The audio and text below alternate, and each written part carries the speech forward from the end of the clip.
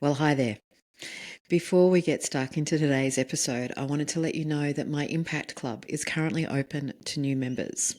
What's the Impact Club? Well, I think of it as a collective of humble leaders, business owners, public servants, other corporate hippies, people who are wanting to make a bigger impact in the world. And it's lonely. It's hard. In the Impact Club, you can ask me questions anytime. We have 2 live coaching calls every single month. And these calls are a special kind of magic where literally you ask anything and we all brainstorm and work together to figure out how you can create your impact. We talk about messaging, we talk about confidence, we talk about strategy. We talk about marketing. We talk about public sector challenges and navigating hierarchies.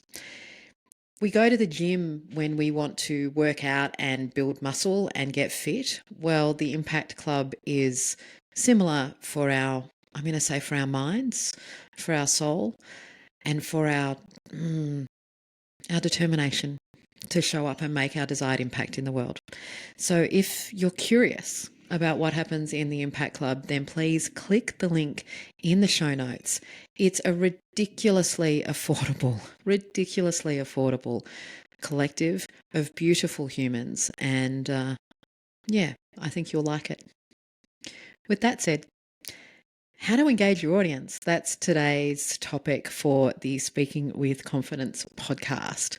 Speaking with Confidence, if you are a new listener, well, it's the show where I coach you, humble leaders, public servants, business owners, and other corporate hippies, how to show up, speak up, and make your dent in the universe with confidence, authority, and impact. And today's question is just that. How do you engage your audience? It comes from a listener or a community question, I should say. And the questioner says, how do you engage the audience? I love watching speakers who engage the crowd, but don't put people on the spot. Now, this last piece is what had me really intrigued by this question, because I've seen plenty of public speakers and facilitators who point at people and demand they contribute. And I freaking hate that. I hate that. It can be really threatening for people who are shy. It can be very disconcerting and disruptive for people with different processing and thinking styles. And so I love that this question has come up, and I'm going to dive into how you can engage the audience without calling on people. So the first thing, and I mentioned this in last week's episode where I talked about how to relax your audience, is your opening questions. Building rapport with your audience from the get-go is really important, and having 2 questions that everyone's going to answer yes to is a powerful way to open up. Who here would like to learn to speak with more confidence? Who here would like to learn how to engage their audience, for example? And if you want more on this, then listen to last week's episode, how to relax your audience. When you build rapport with your audience from the get-go, you're more in conversation with them rather than talking at them. And I actually think this is an energetic secret, for want of a better word, to engaging your audience in a conversation. When speakers take the stage and talk at their audience, then, well, it's a bit like watching a live TV show or a live performance. There's not a conversation, there's not a dialogue going on. And I know that when you're talking to a large room, you're not necessarily in dialogue. And the energy that I always bring to my stages is being in conversation. I am asking questions of the audience and watching them nod, or watching them shake their heads, or grimacing, or laughing, whatever that case may be.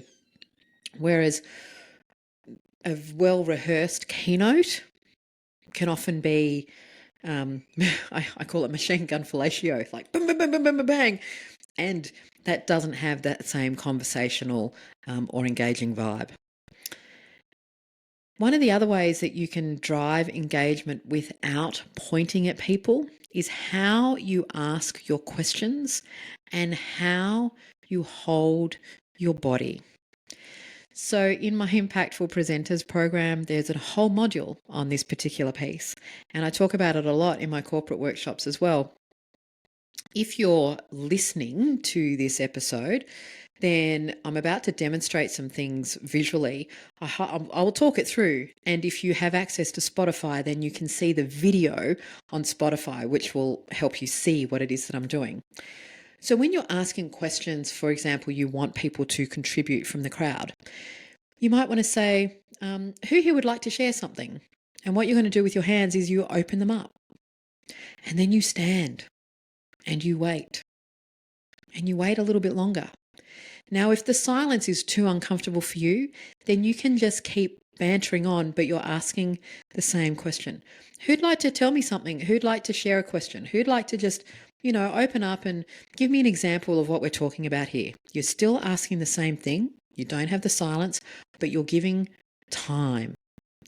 One of the biggest issues that I'm going to say amateur speakers make, one of the biggest issues amateur speakers have, is their uncomfortableness with the silence and their uncomfortableness with the lack of response has them then point to somebody. Oh, you'll do.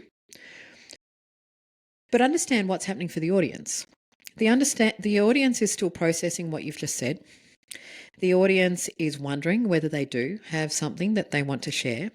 They're listening to your question and they're forming their thought. They're bumping into all of their own stuff about making a fool of themselves, about embarrassing themselves. And so they're wanting to craft their question or their statement before they put their hand up. And if you're not giving enough time for that, well, then you're not going to get a response. Whereas if you just stand there and say, okay, who'd like to share? Who has something that they'd like to share? Who has a question or who has an observation or who's ever experienced this? And then you can keep, I'm sure there's somebody, and it's okay. It's a perfectly safe space. You don't need to be right. We're not going to laugh at you. Just let us know. What do you think? All of that is done with a open, relaxed, friendly, safe body language. It's not pointing. For those who aren't watching, it's a hands up, hands spread, it's an invitation. It's like, who here? Who would like? So I've seen some people kind of cross their arms. Well, who wants to share something? Well, nobody's going to respond to that. And the other thing, and you can't see in the podcast, is you open up your feet as well. You're almost pointing your toes out as well. Like your whole body is open, inviting, and safe. If this is in an online environment, you're doing the same thing, but you're bringing your hands up close to your face because your camera often can't capture your hands. And in an online environment, you're actually allowing even more time because people need to find their mouse, they need to open up their mic, they need to do all of that stuff. They actually need to kind of come back into the room and go, oh yeah, she's just asked me a question. So that's one tip. Another thing that I've been using this forever, is opening your questions with a phrase like, who here? Who here has experienced this? Who here would like to share their experience? Who here?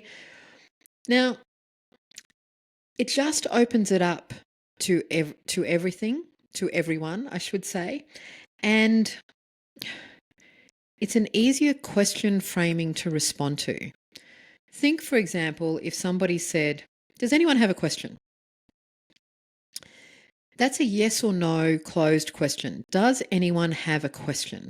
And the person receiving that, the person listening to that kind of goes, does anyone here have a question? Well, I don't know if anyone here has a question. Whereas who here opens it up. It gives space for your listeners' minds to craft what it is that they want to say and what they want to ask. So who here? When somebody does contribute, when somebody does put their hand up, share something, even if it's the wrong answer, you acknowledge them. Stroke the behavior you want. One of the things that I will often do to drive engagement in a room is I will leave either words off the end of a sentence, or I'll ask people, what do you think this means? What do you think, what's the biggest issue that is contributing to this? And then I will use my hands to gesture to the room. And as people are yelling out their answers, yes, it could be that. Yes, that's an excellent answer. I'm looking for something else. Yes, that's an excellent answer. That's fantastic. Thank you. You keep the momentum going and you acknowledge everyone. You never say, no, wrong answer. Because as soon as you do that, well, nobody else is going to put their hand up and contribute a wrong answer. Yeah, that's awesome. That's an excellent idea. That's a fantastic idea. That's awesome. Yes, what else? What else? What else? I think the other thing too, and that I wasn't going to mention it because I feel like it goes without saying, but perhaps it doesn't. Don't ask questions that have only one right answer. You're wanting to, when you're driving engagement in a room, you're wanting to drive conversation and ideas and thinking. The reason for getting your audience to contribute is not because you want the right answer. It's because you want them thinking about your material. So as you're planning your presentation, think of the different interaction points where you can have them yell out things to you or suggest things to you so that they can process the content. So as I just said, and then when somebody does contribute, acknowledge them, stroke the behavior that you want. When it's a deeper conversation, like if it's not that fast paced, bam, bam, bam, bam, bam, then I always get a round of applause, particularly for the first person who contributes. But then I follow that on, thank you for being the first person who contributed. Can we give them all a round of applause, please? And then you keep doing that. Again, it's making it a safe place. It's stroking the behavior you want, and it's demonstrating that anyone can share something. We're all here to share and to learn, and that it's fun. It's fun to engage and it's fun to contribute. So they're my top tips for how do you get engagement in a room. Use your opening questions, your opening who here questions to build rapport and compliance in the room. Ask questions, and when you're asking questions, use open hand gestures, pause, and either keep bantering or wait with silence for somebody to contribute. Frame your questions with who here, and then move on so everyone in the audience can feel like they can contribute to the conversation. And then when someone contributes, acknowledge them. Stroke the behavior that you want. I hope that answers the question. I'm quite sure it does. There's a whole lot of tips in there. And if you want more information about how to engage audiences, particularly, in fact, small stages, online rooms, or large stages, then please reach out and ask me about my Impactful Presenters program, because there is like 2 whole modules on that entire space. As I said, the Impact Club, my Impact Club, is currently open for new members. So if you would like to be supported in showing up, having conversations just like this, I've got this thing coming up, how do I do it? If you would like that kind of support, then check out the link to the Impact Club below. And if you have a question just like this one that you would like me to answer, ask me. You can ask me right here on Spotify if that's where you're listening. If you're listening in a platform other than Spotify, then the best way to ask me questions to answer on the podcast is on Instagram. Simply find me at Kat Matson. Cat is with a C. Meow. And when you find me on Insta, just ask away. Seriously, I love answering community questions. It's where I get to discover what's in my head, and it's where you get the best of me because you get to ask your specific question. And as you've just discovered today, even if this wasn't your question, you've learned a lot, right? So ask away, please. With that all said and done, we are wrapped for another episode. Oh, I hope it's been a good one for you, and I hope you have a fabulous rest of your day doing whatever it is that you're doing. Until I see you again next week, here's to confidence and here's to impact, and I'll see you really soon.